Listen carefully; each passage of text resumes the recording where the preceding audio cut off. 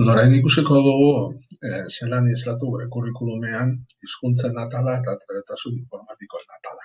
Bai?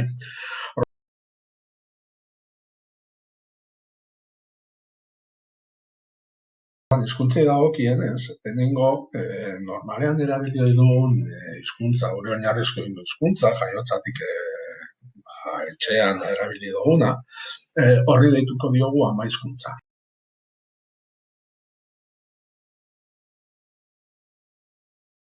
Bai, ingelesez mother tongue, edo gazteleraz lengua materna, bai?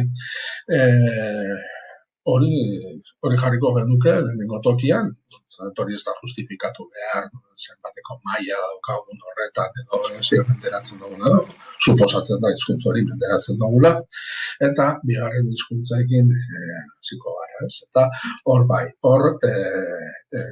lehenengo tabe jarri beharko genuke hizkuntza den, eta ondoren erabiliko dugu Europa mailan adostuta dagoen mailaketa. Bai? Kasu horretan, A, B eta C mailak egongo lirateke, A izango litzateke oinarrizko erabiltzailea, B erabiltzaile independentea eta C erabiltzaile kompetentea. Bai?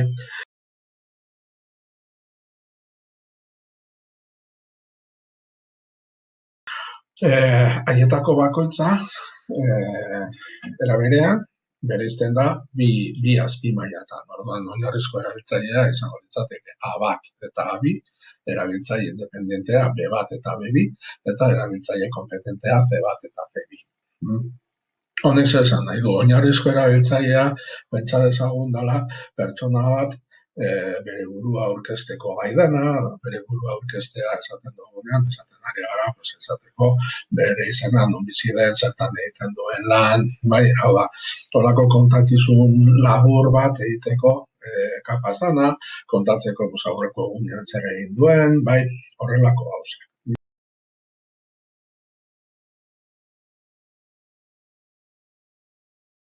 Erabiltzaile independentea izango litzateke pertsona bat dagoeneko komunikatzeko arazorik ez daukana, bai, gai da espresatzeko sentitzen duena, pentsatzen duena, bai, oro har edozein gairi buruz, hori behar bada izango litzateke B2, B1 izango litzateke, horretan zailtasunak dituzkeena, eta behar bada gauzak menperatzen dituen gaietan espresatzeko gai dana, baina ez edozein gairi buruz, eta hori B2, edozein gaitan aritzeko trebetasuna daukana, nahiz eta ez menderatu hizkuntza erabat.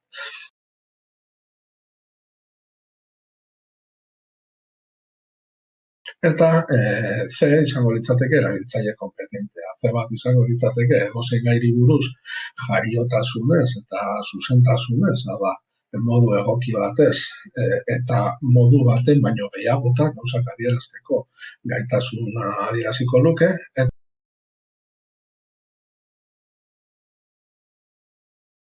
eta C2 izango litzateke hizkuntza menperatzen du, eta menperatu ez ezik, hizkuntzarekin lan egiteko gaitasuna dauka, bai, hau da, hizkuntza hori irakasteko eta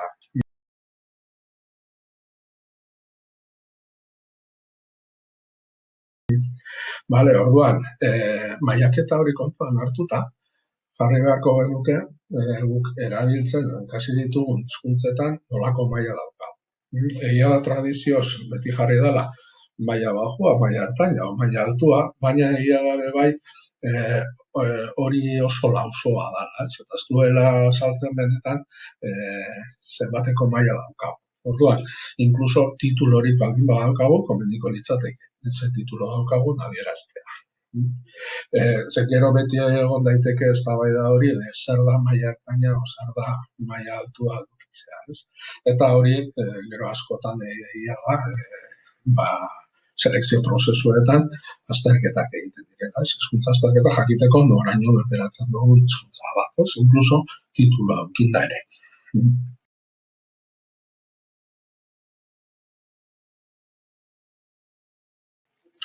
Vale, bueno, ondorengo atala da trebetasun informatikoa, ez? Trebetasun informatikoak egia da, gero eta garrantzi handia hartzen ari dela, eta kasu honetan, komeni da trebetasun orokorretatik bereiztea. Ez?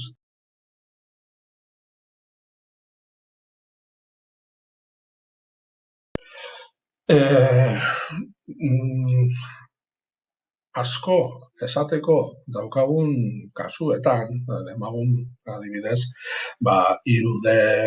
irudeko ikasleen kasuan, adibidez, beraien zikloan etengabe programak eta ikasten ari direla, komeniko litzateke programa guztiak sailkatzea multzok.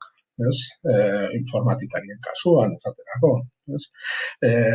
Adibidez,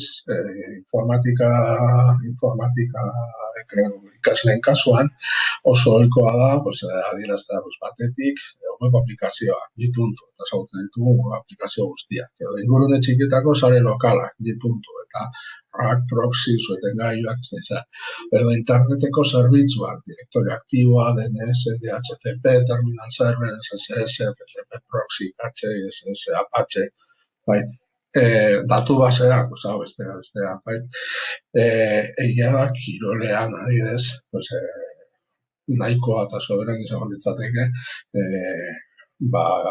aplikazio ofimatikoak erabiltzen jakitearekin. Baina, egia da bai, gero eta toki gehiagotan eskatzen zaizkigula trebetasun gehiago, esaterako diseinuak egitea, bideo edizioa, modu horretan, ondo legoke informatika aplikazioen atalean islatzea, esaterako, ofimatika aplikazioak, behar bada, ezagutzen badugu, sistema eragile bat baino gehiago, Windows, Linux, edo Mac, eta gero, beste programa bereziak, edo, esaterako, bideo ediziorako, Premiere ezagutzen badakigu, edo diseinurako, Canvatik, zuzen ere, edo Photoshop manejatzen badakigu, edo beste dozein tresna informatik.